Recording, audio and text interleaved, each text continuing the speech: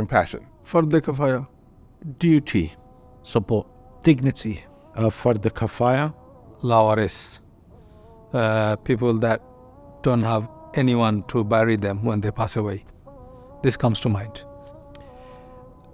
The Muslim Burial Fund exists because there is a need to respect the honours and the rights of all of our Muslims, whether they're alive or obviously when they have passed away. It exists to bury Muslims who do not have family members, friends to bury them in a dignified way. We help those people they don't have enough money for the burial, or the people have no one for organize the funeral, and also when non-Muslim accept Islam, and after if they die they don't have family members or they don't have enough money for the burial, so Muslim burial help those people. We did not intend to create a Muslim burial fund. When we started, we had something called Eden Care. Now, Eden Care is befriending and advocacy on end-of-life support. So our volunteers at that time, we would visit patients on end-of-life service. Because when we used to go and see our mom, we used to be there and there used to be so many other people who had no visitors. That, the mom would go and say, I go and give them water. I'll go and ask them if they need this. Go and ask what. So during that time, we saw that there was a need. My brother and that saw that there was a need. That, there's a lot of people that need support, Muslims and non-Muslims. And when they pass away, Eden Care organizes their funeral. And the first case was Peter Chatfield. He was mechanic, based in Essex. And I clearly remember, even to this day, he was working on a vehicle and lifted a gearbox, and all of a sudden he hurt his back. So he thought he sprained his back and went to the hospital. When he discovered he had cancer on the bone and only had 6 months to live. And so I used to go and visit him once or twice a week, and I used to take other people. I used to organize food. Alhamdulillah, he received a lot of visits, and we became very close to Peter Chatfield. And one day, so I was fulfilling my duty, becoming close to him. So I said to him, Peter, you have 3 wishes. We give 3 wishes. So Peter said, please come and visit me regularly. We call it befriending in Eden Care. Please organize my burial. So I said, that should be okay. And then he said to me, the last one was, can you wash my body? And I've never washed anybody's body. I was a Muslim at that time where I would just pray the janazah. I was too scared to even see the body. That's my background. And I said, I can do the 2, but the 3rd one, I'm going to have to think about it. And he said, no, you're my brother.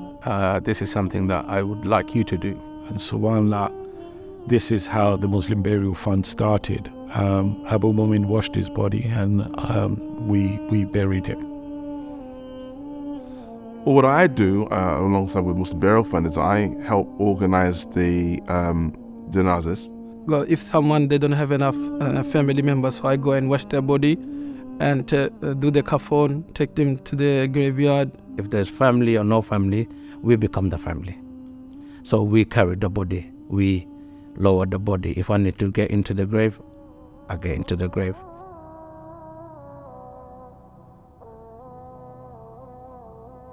Well, the most we provide is the compassionate end of it. It may be a case that a family may have the funds, or maybe have half the funds. We can advise, at very least advice. At very most, we make the arrangements. We have the body of the deceased picked up. We sit down and discuss arrangements with the families. We organize the funds to be raised through Sadaqah, through the local Muslim community. Majority of the people in this country get cremation. It's only us Muslims and the Jewish faith are the 2 largest faiths that still does the burial, and it's a must. We've had stories where a Muslim practicing sister, her husband he went back to his old faith, which was Hinduism. She was a practicing Muslimah, and when she died, the husband prevented her from having a Muslim burial. Families approached us. They were concerned. They wanted to take the matter to court. But in the eyes of the law, the next of kin is the husband. So regardless of how much you spend in the courts, the husband decides the burial arrangement. So to prevent that, we do the will service. We also have a lot of training programs, awareness programs on burial, on shrouding. A lot of people, especially the young generation, are very uncomfortable about the thought of shrouding and doing ghusl. So we run training and awareness courses up and down the country. In this country, a cost of a burial on average is about £4,000 to £4,500 average. We don't have enough money for the pay for every single burial.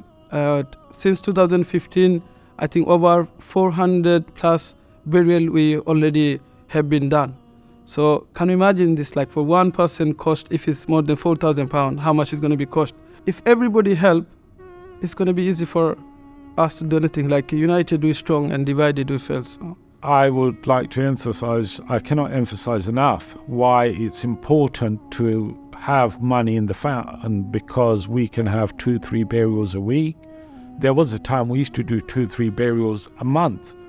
Now, with the Grenfell, we did 42 of the Grenfell burial.